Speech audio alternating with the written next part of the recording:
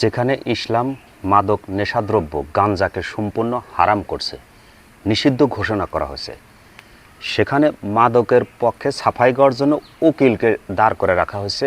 Sir, আমরা মাদকের পক্ষে না, কিন্তু সাধু সন্ন্যাসীরা যারা সংসার ধর্ম সব কিছু ত্যাগ করে আসছে তাদের জন্য তো একটু ছাড় দেওয়া উচিত। মাদক প্রত্যেক মানুষের জন্য, সুস্থ মস্তিষ্কের মানুষের জন্য মাদক সম্পূর্ণ একটা হারাম। মাদকের পার্শ্ব প্রতিক্রিয়া অনেক কিছু, যেটা ইসলাম সম্পূর্ণ নিষিদ্ধ করেছে।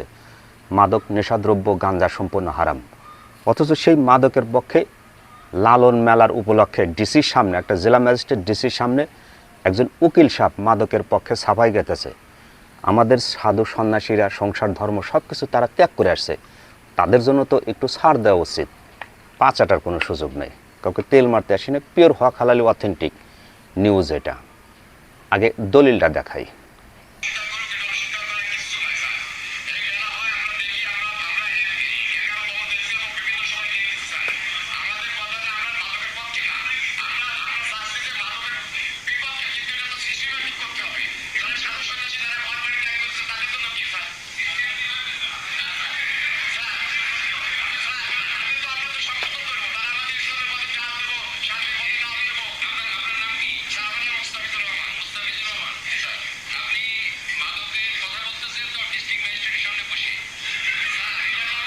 আমরা মাদকের পক্ষে না, কিন্তু সাধু সন্ন্যাসীরা সংসার ধর্ম সব কিছু ত্যাগ করে আসছে। এই লালন শাহর মাজারে 3-4 দিনের জন্য তারা ধ্যানে বসবে, তাদের জন্য গাঞ্জাটা একটু সীমিত আকারে করা হোক। আমার দাবি এটাই। একটা উকিল সাহেব, একটা উকিল জেলা ম্যাজিস্ট্রেট ডিসির সামনে মাদকের পক্ষে সাফাই গাইতেছে। লালন শাহর মাজারে অসংখ্য ভক্তবৃন্দ আশেকানরা আসবে, তাদের জন্য গাঞ্জাটা একটু সীমিত আকারে চালু করা হোক। তো বড় বিকৃত মস্তিষ্ক মানুষের হলে, উকিল হলে একটা মাদকের পক্ষে জেলা ম্যাজিস্ট্রেটের সামনে সাফাই গায়। আর এই জন্য মানুষ গানের আকারে বলে গাঞ্জার নৌকা পাহাড় দেওয়া যায়। যেই মানুষটা গাঞ্জা খায় তার মস্তিষ্ক মনে হয় হয়তো ঠিক থাকে না।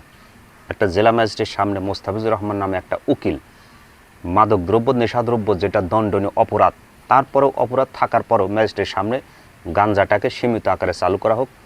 সাধু সন্ন্যাসীরা যারা সংসার ধর্ম ত্যাগ করে আসছে, লালন শাহর মাজারে এসে ধ্যানে বসবে, তাদের জন্য সীমিত আকারে চালু করা হোক। এক গাঞ্জাখোর, এক নেশাখোর আর এক নেশাখোরের মর্ম বোঝে।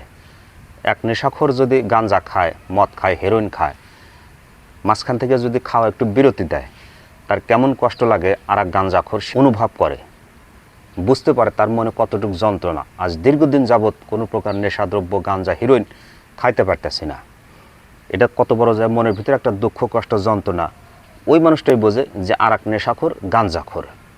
উকিল সাহেব নিঃসন্দেহে একটা মারাত্মক লেভেলের গাঞ্জাখোর, না হলে একটা জেলা ম্যাজিস্ট্রেটের সামনে কেমনে সম্ভব গাঞ্জার পক্ষে সাফাই গাওয়া।